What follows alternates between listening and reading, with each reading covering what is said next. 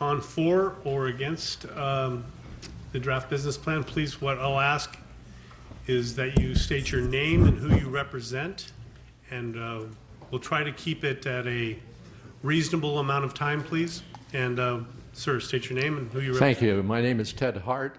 I'm speaking as a voter and as a California taxpayer. I have been involved with the high-speed rail for 10 years and appreciate what this panel and what this hearing has done. It is the first time in 10 years that I've heard really pertinent questions asked of the authority.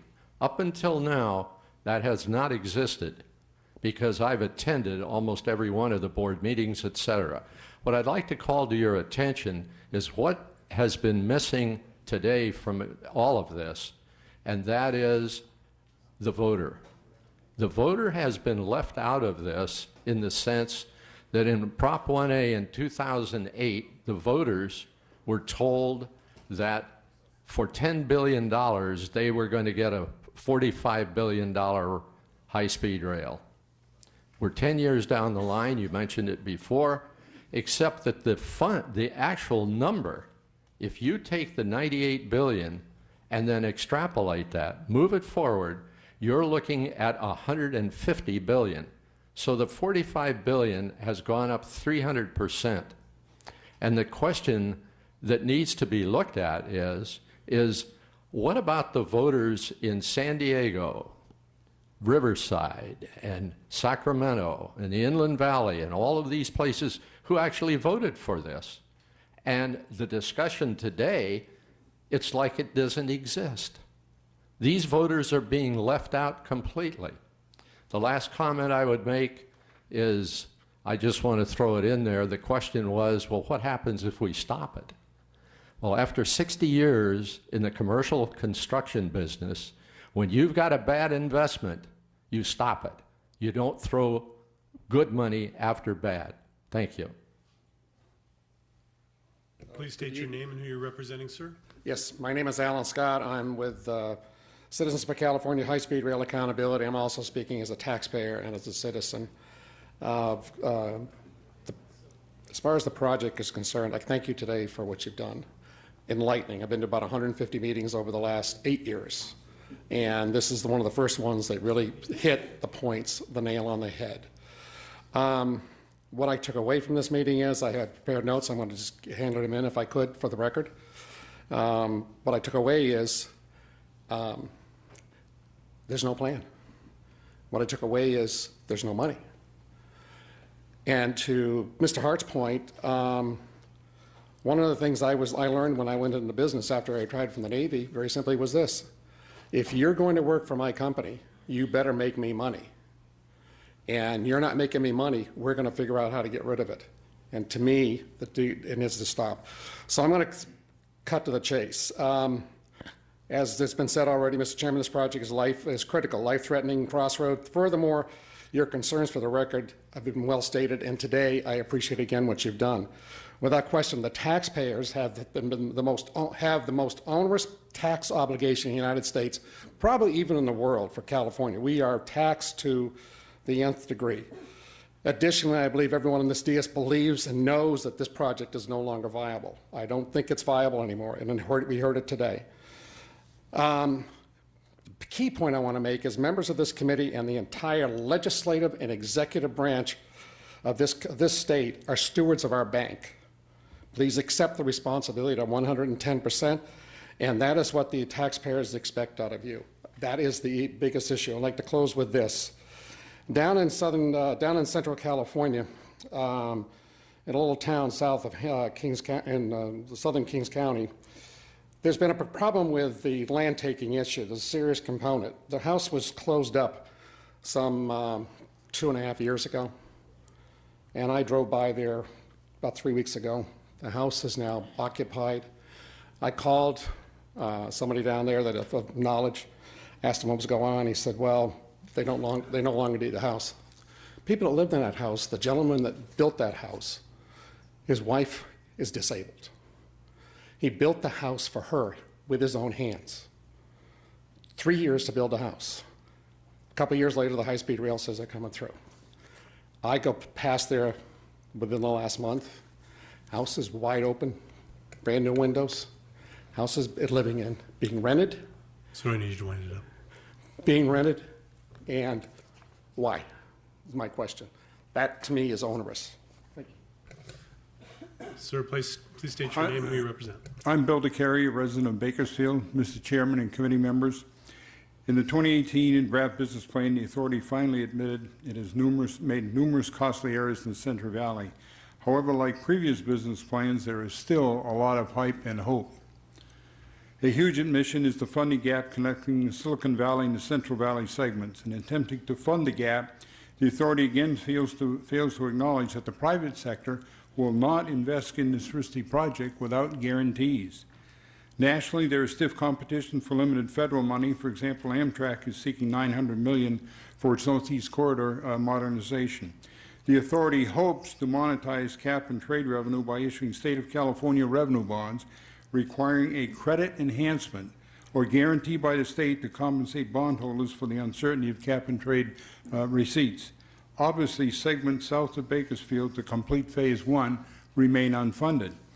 The authority continually admits or touts its transparency. Yet in Exhibit 2.1, it shows tunnels between Gilroy and Madera, but omits the tunnels between Bakersfield and Palmdale and the tunnels between Palmdale and Burbank. Tunnels are a huge unknown cost. In the plan, ridership estimates are based on travel between Bakersfield and San Francisco. In reality, travel will be between Shafter, or possibly Bakersfield, and Madera, and between Gilroy and 4th and King Streets in San Francisco. Lack of funding will likely make these two scenarios long-lasting. In order to estimate the amount of annual state subsidy to sustain operations, ridership revenue forecast for these two segments is essential. It is claimed Central Valley segment could be used by Amtrak, but with current Amtrak stations gone from the high-speed rail alignment, it would be a hardship for Central Valley riders. Lastly, while more revealing than prior plans, I'm flabbergasted when on page 19 of the 2018 plan, the authority indicates service decisions will ensure full compliance with Proposition 1A. The current project is far from what voters narrowly approved 10 years ago. In conclusion, I respectfully request this committee not support continuation of this risky project and halt it until environmental work is completed and tunneling costs are developed and reliable funding sources are identified. Thank you. Thank you. Ma'am, would you say your name and who you represent, please? Yes, ladies and gentlemen, my name is Vida Wright, and I'm the owner of Veridico Group, Inc., a small woman-owned and disadvantaged business enterprise from Roseville, California. My company provides project management and civil engineering services to both public and private sector clients. We have been involved with the high-speed rail project since 2016, but I have been a supporter of this project long before I had an opportunity to work on it. And I'm here today to express my support once again for this project, which I think is very, very important for our states. And I'm doing that both as a small business owner and a resident of California and a voter. The high-speed rail project is the most important and ambitious undertaking in our state right now.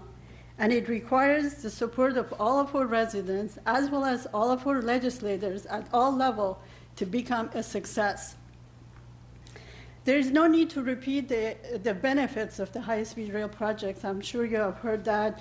It modernizes our transportation system, it's good for the environment, it's creating jobs.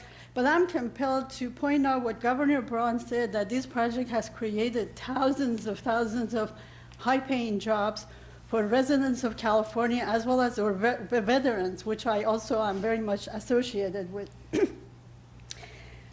We know that many are concerned about the cost and the project delays, but I've been in this business. I'm a civil engineer, and I have been involved in several mega projects, and I don't think this project is any different than any other mega projects that have had to overcome oppositions, funding issues, and unanticipated delays. So in conclusions, I'm asking our legislators to put their full support behind this project, because I think with your support, the project team will make this project a success and a reality for the state of California. Thank you. Thank you. Sir, please state your name and who you represent. Good afternoon or good evening. My name is Roland Lebrun, Lebrun. I have no affiliation. I drove from San Jose this morning to give you a fifth option, which is how we could connect Silicon Valley to Fresno without having to augment the existing $20 billion funding envelope, not 28. The polls are clear. The majority of voters approved the alignment between Burbank and Anaheim in the south and Gilroy and San Francisco in the north. The problems are in the Central Valley. Primarily because the existing alignment is impacting existing infrastructure that a properly designed high-speed line would deliberately avoid. That's where the costs and that's where the impacts are coming from. So briefly in closing, what is the solution? First, we need to hit the pause button in the Central Valley. And second, we need to revisit Panoche, not Pacheco Pass. If we do this, we will rediscover an alignment that not only shaves 10 minutes travel time, but it also eliminates approximately 10 miles of tunnels. And if we do this, because of the existing of freight lines on both ends of the alignment, it would be possible to share the tunnels with freight without impacting the high-speed rail traffic. Thank you. Please state your name and who you represent, please. Jim Lights on behalf of the San Francisco Bay Area Rapid Transit District. BART is very encouraged and supportive of the new updated 2018 business plan. We look forward to working with the authority over the long term to improve connectivity of the high-speed rail system, or establish connectivity between high-speed rail and not just BART, but all of the regional rail and transit agencies around the state. Thank you. State your name and who you represent, please. Hi, good afternoon. My name is Dave Mercer, and I'm with Operating Engineers Local 3 in Fresno. I'm the district representative. And I'm just here today to share with you a little bit about what the project means to our members in Fresno. And you've touched a little bit on it this afternoon, Mr. Chairman, and that's the labor issue. There's a lot of numbers going around, how many people it's employed, what it means to folks down in the Central Valley. But this morning, before I left Fresno, I pulled off numbers for just us. This is one craft. And to date, we have had 60 contractors performing work on the high-speed rail. That's just like the lady in front of me a few moments ago spoke. These are small business, women-owned business, disadvantaged business, a lot of those types of businesses. To date, we've had over 570 dispatches, exactly 576 dispatches to the high-speed rail. That's one craft. Operating engineers represent surveyors, the heavy equipment operators that you see out there, the crane operators. So that's the impact that it's having on folks down in the Central Valley. Working on the high-speed rail has offered OE3 members a good living wage, benefits, and it's also given us the opportunity to employ or to train apprentices. These apprentices, a lot of them, are coming out of the service. They're veterans. We're putting them in our apprenticeship program. We're teaching them a trade, a craft that they can carry on long after the high-speed rail is completed. And then one other point I'd like to make, which brought up when I'm sitting here listening to your dialogue, which I think is very important, and I appreciate it. But it's the local impact that it's having on the economy in Fresno. I'm 50 years old, and as long as I can remember, they've been talking about revitalizing downtown Fresno. And it's never happened. They've tried lots of different things, and nothing's really taken hold. If you go to downtown Fresno today, in the last 3-4 years, it's revitalized. It looks much different than it did 5 years ago, and that's a direct effect from the high-speed rail. And there's nothing that we can assume that's going to happen along the corridors in different communities along the path of the high-speed rail. And I just wanted to bring that up because that is a lot of that development down there is private money, the restaurants, the businesses that are moving to downtown Fresno, and it's just a great thing to see. So I appreciate your guys' hard work and your dedication, and thank you.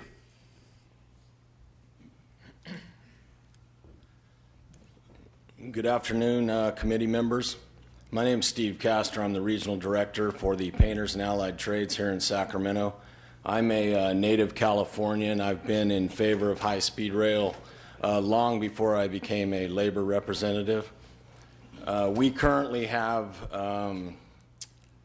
some members working on the project and also some state-based employers. And for these reasons and many others, I urge committee support. Thank you very much. Please state your name and who you represent, please.